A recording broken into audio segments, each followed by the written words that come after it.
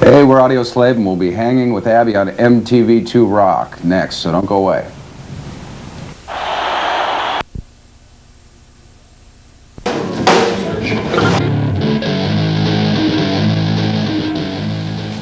MTV2 Rock and Audioslave is here co-hosting with me today. They've got a new album out, their debut self-titled CD. Pick it up. It's in stores now. It's got a cool CD booklet with some artwork. The guy did those Pink Floyd covers too, right? Yep. Very cool. And inside the CD booklet it says all sounds made by guitar, bass, drums, and vocals, which means no samples, no synthesizers. That's kind of what you did with Rage too. Is that a standard you're always going to stick by? Well, we haven't really tapped all of the sonic possibilities within guitar, bass, drums, and vocals, and we seem to, our imaginations have been pretty, we haven't felt penned in yet, and I think a lot of times bands, it's really easy to just reach for a new piece of equipment and not rely on your own intuition, your own imagination to come up with a new sound or texture or something. So do you think like a lot of the music today is like a little too synthetic, not real? I think every band's got to make their own choices. But just, the reason why I put that on there is there are a lot of sounds on the record that you might mistake for being samples or sequencers. I have one, like in Light My Way. There's like a little cell phone sound going off in there. Oh no, That's Tom. Did you? That's you and your guitar? That's the old 12 fingers on the fretboard Are you technique. serious? Yeah. It sounds exactly like my cell phone when you shut it off and on. Insane. He does. Yeah, he sounds like that. Yeah, there's nothing. You see lasers come out of guitars, and you hear cell phones on records. It's the drugs. Back in college, I partied a little too hard. You took your shirt off at the show. That wasn't me. That wasn't me. I was all the way in the back. Oh. All right, here's one from the All-American Rejects from their self-titled debut. It's Swing Swing.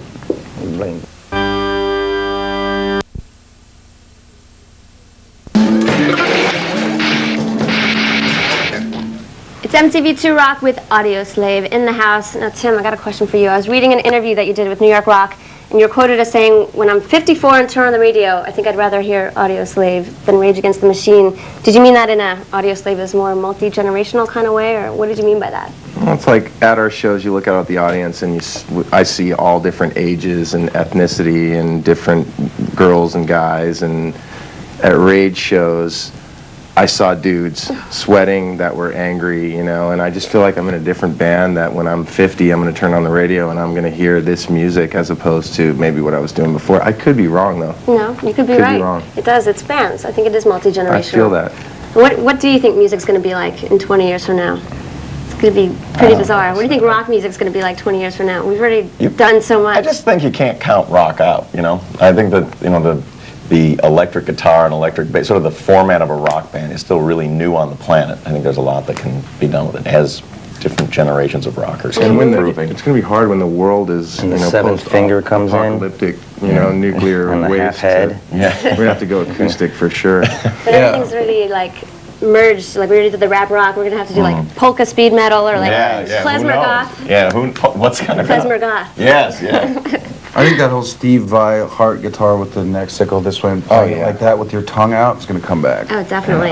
The sooner the better. I enjoyed We that. need more Steve Vai in this world. Absolutely, Steve Vai's a good All right, we fellow. got a premiere for you now from AFI. Here's Girls Not Gray.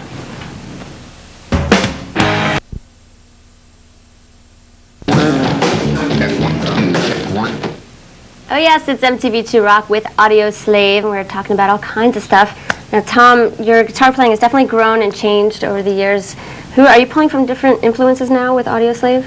I'm not sure if I'm pulling from different influences, but there's a lot of influences in my playing which may come out in a different context, and I think that working with Chris, we were drawn to expand the boundaries of what we had played before, and there were some more mellow jams, some more kind of minor key stuff and chord progressions, and that sort of pushes your guitar playing in different directions. Do you have an all-time favorite guitar player? You have absolutely stumped. I stumped him I again. actually do have an all-time favorite guitar player, though it is interesting because there are no recorded works of his. He's a fellow named Joe Hill, who in the 19-teens was like a labor leader and wrote protest songs, and the words are there, but none of the guitar playing's there. He's a good guy. Yeah. Interesting. What about you guys? Who are some of your musical influences? Like who's your favorite drummer? Three favorite drummers of all time would have to be John Bonham, Elvin Jones, a jazz player, and Keith Moon.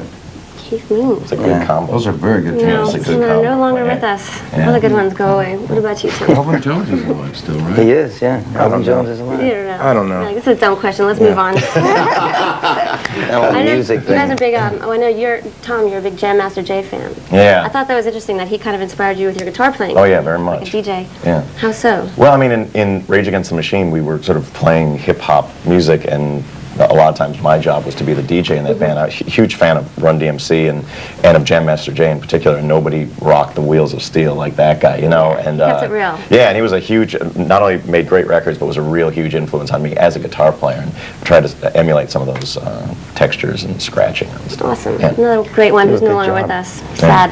All right, we got your video. Let's check it out. Cochise.